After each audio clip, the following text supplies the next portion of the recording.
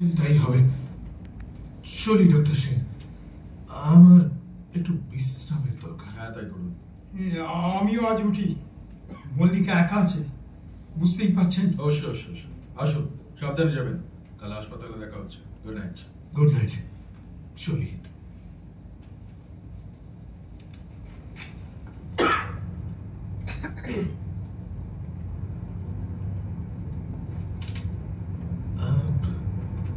আমার মনে হয় ডক্টর সেন হয়তো ঠিকই বলেছে। আমি একটু বেশি ভেবে ফেলেছি। মৃত মানুষ কোনোদিন ফেরে না, আর যদি ফেরেও তাহলেও সে মৃত। And dead never exists. আত্মার কোনো অস্তিত্ব থাকতে পারে না। মৃত্যুর সঙ্গে সঙ্গেই সব শেষ। না না না, এসব নিয়ে আমি ভাববো না।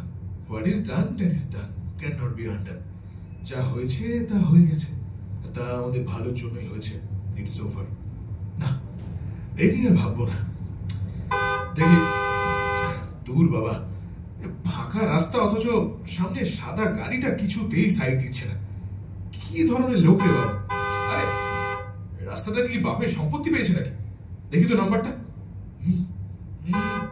WB40D9131, মানে এখানকারই গাড়ি। অথচ এক মিনিট, নাম্বারটা চেনা চেনা লাগছে না। কোথায় যেন দেখেছি, অথচ কিছুতেই মনে করতে পারছি না কোথায় যেন দেখেছি।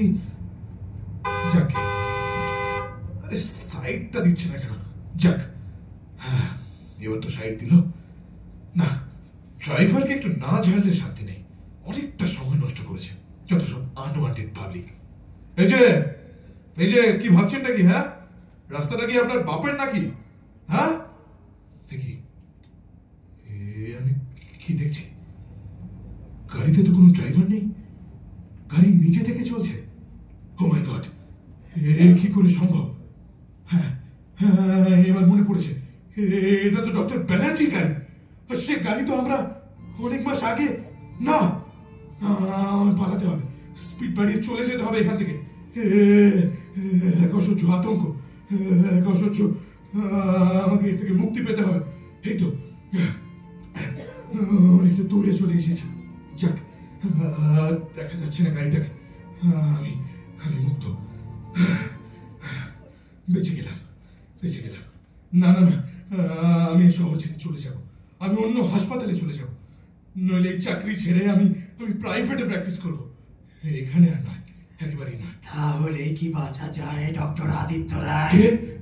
কি আমি কি দেখছি? আমার পেছনের সিটে এটা কি? একটা ঝলসানো বিকৃত রক্তাক্ত শরীর। ডাক্তার দীপঙ্কর ব্যানার্জি। না না না, হতে পারে না। আমি পালাতেই হবে আমাকে। চেষ্টা করে দেখুন।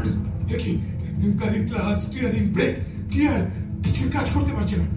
কি অজানা শক্তি যেন দ্রুত বেগে গাড়িটাকে টেনে নিয়ে যাচ্ছে।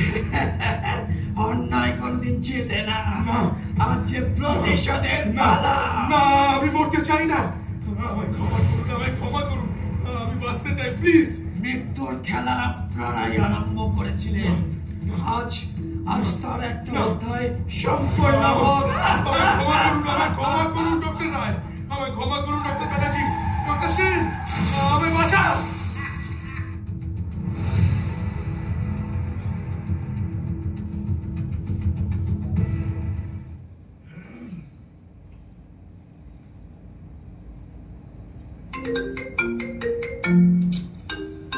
এত রাতে আবার কার ফোন?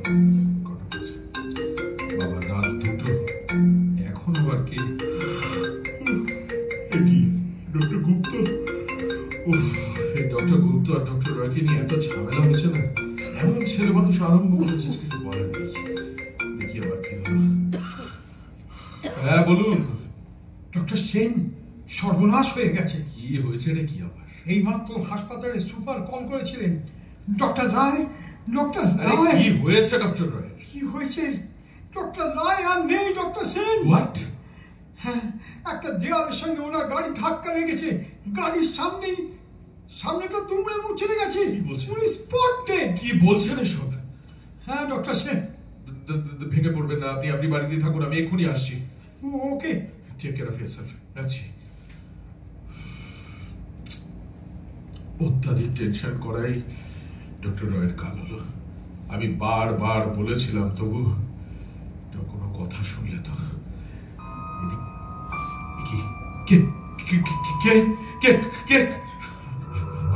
আলোটা জ্বালি না, কেউ তো কোথাও নেই, অথচ অন্ধকারে আমার বিছানাতে স্পষ্ট একটা হাতের স্পর্শ পেলাম, যেন শক্ত ঠান্ডা।